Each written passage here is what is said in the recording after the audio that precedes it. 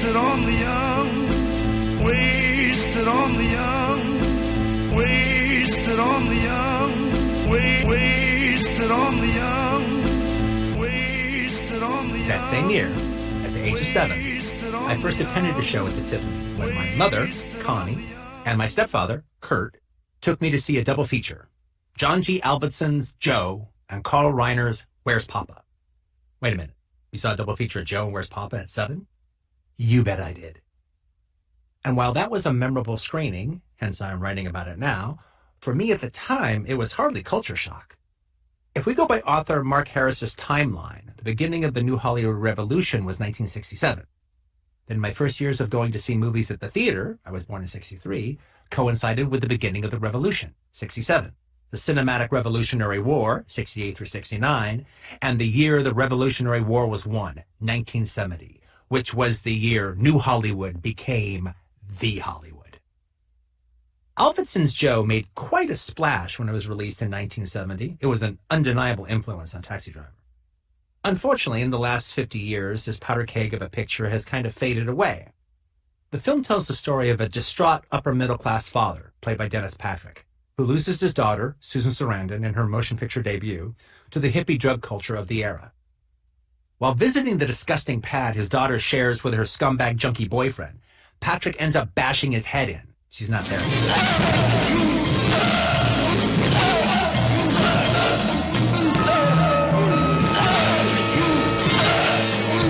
While sitting in a tavern, trying to come to grips with both the violence and the crime he committed, he meets a racist, loudmouth, blue-collar, hard-hat worker named Joe, played in a star-making performance by Peter Boyle.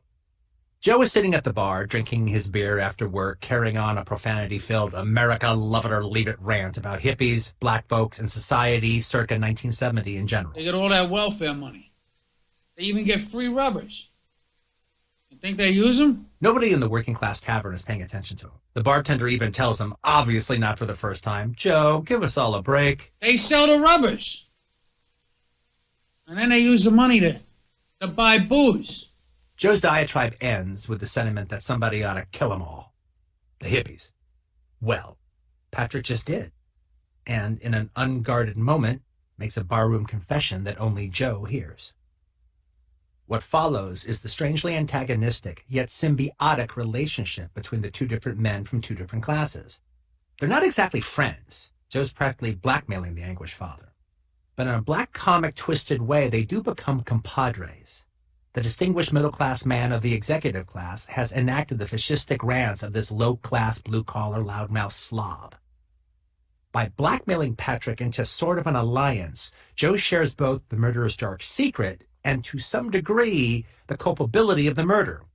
This dynamic unleashes the desires and inhibitions of the blue-collar blowhard and buries the cultured man's guilt, replacing it with a sense of purpose and righteousness, till the two men, armed with automatic rifles, are executing hippies at a commune.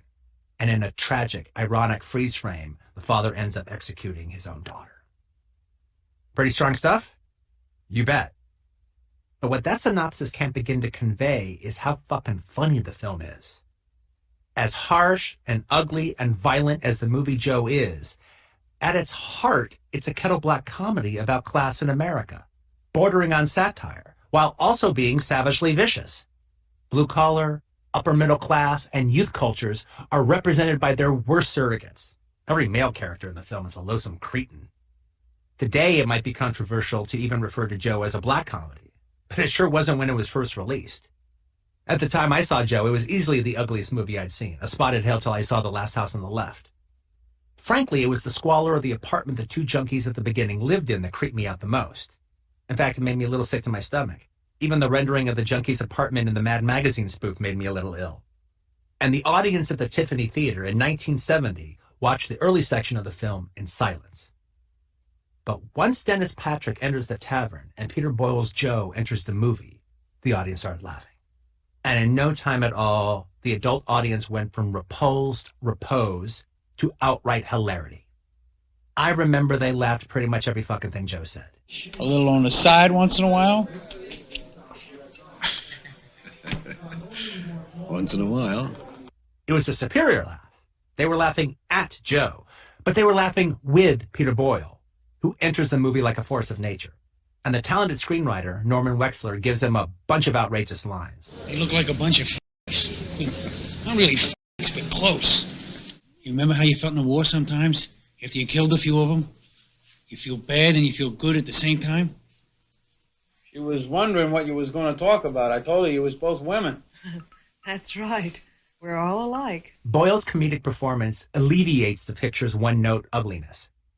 It doesn't make Joe likable, but it does make him sort of enjoyable. Avildsen, by combining Peter Boyle's bravura comic performance with this grim trashologue, produces a cocktail mixed with piss that's disturbingly tasty. Joe saying fucked up shit is a crack-up. Like with Freebie and the Bean a few years later, audiences might feel guilty for laughing, but I'm here to tell you, laugh they did. Even 7-year-old little me laughed. Not because I understood what Joe was saying or was appreciating Norman Wexler's dialogue. I laughed for 3 reasons. 1, the room full of adults were laughing. 2, even I was able to plug into the comic vibe of Boyle's performance. And 3, because Joe cursed all the time, and there's few things funnier to a little kid than a funny guy cursing up a storm. I remember just as it seemed the laughter in the tavern scene had started to calm down, Joe gets up from the bar stool and moves over to the jukebox to drop some coins in.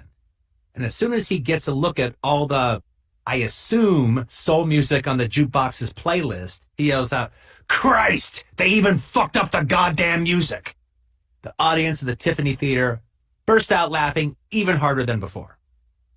But after the bar scene was over, and sometime after Dennis Patrick and his wife go over to Joe's house for dinner, I fell asleep. So I missed the whole scene where Joe and his newfound acolyte go on a hippie hunting murder spree. A fact my mother was thankful for. On the ride home that night, I remember my mother telling Kurt, "I'm glad Quint fell asleep before the end. I wouldn't have wanted him to see that ending." In the back seat, I asked, "What happened?" Kurt filled me in on what I missed. "Well, Joe and the father ended up shooting a bunch of hippies, and in the mess, the father ended up shooting his daughter." "The girl hippie from the beginning?" I asked. "Yes." "Why did he shoot her?" I asked. "Well, he didn't mean to shoot her," he told me. Then I asked, "Was he sad?" And my mother said, "Yes, Quentin, he was very sad." Well, I might have slept through the second half of Joe, but once the movie was over and the lights came on, I woke up. And in no time at all, the second movie on the Tiffany double feature started. The more overtly comic Where's Papa?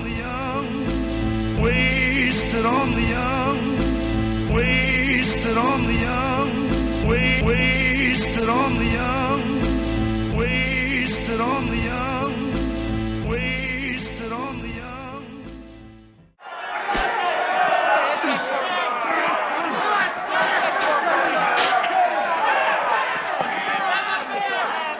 Sylvester Stallone isn't a boxer. He learned how to box for the films. Back then, if a movie made $8 million in profit, that way, oh good. I mean, one movie wasn't supposed to be the blockbuster. They were all supposed to kind of carry their own weight. And you had Rocky come out in 76. Mm-hmm. And the whole thing about Rocky was there hadn't been happy endings. In fact, realistic endings were the new happy ending. No, it's just a wave, and it goes for 5-6 years, and people get used to it, and it is what it is. And then all of a sudden, Rocky comes along that actually has a happy ending. And it's not about a guy and you're just watching him and his problems. There's actually a fairy tale aspect to it, and you watch the happy ending and you feel good.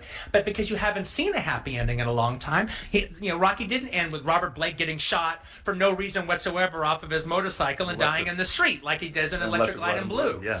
Or the father killing his daughter at the end of Joe. Right. Those kind of tragic endings were the endings of the day. When Rocky came out, and it ended like with a happy ending. What's funny is like Rocky would actually be considered like a middle ending now, because actually Rocky didn't win the fight in the end of the first one. All right, but he did what he wanted to do. He won it for himself. But people walked out. It had been a long time since they'd gone to a movie and walked out feeling great.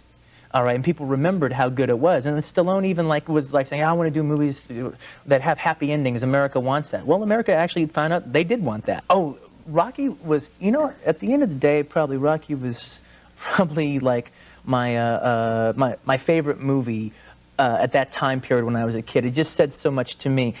One, the movie, And two, just Stallone's whole story was very inspirational to me, because at that time I wanted to be an actor and everything like that. I hadn't thought about directing yet or anything, but I actually had no hope that I would be lucky enough to go out and audition for a movie and be chosen out of all the people, then I would be the guy. I always felt that I would have to do what Stallone did. I would have to write it myself. That was it. I always felt, I never felt I would be so lucky to be picked out of the group. I always felt that I would have to be the master of my own destiny to some degree. And so that movie, and he spoke so much to me. Actually, you know, a lot of time has passed since Rocky and stuff, and you know, people like kind of make fun of Stallone, but I've always thought he was a terrific actor. I think he forgot how good of an actor he could be. Wasted on the young, wasted on the young, wasted on the young, wasted on the young, wasted on the young.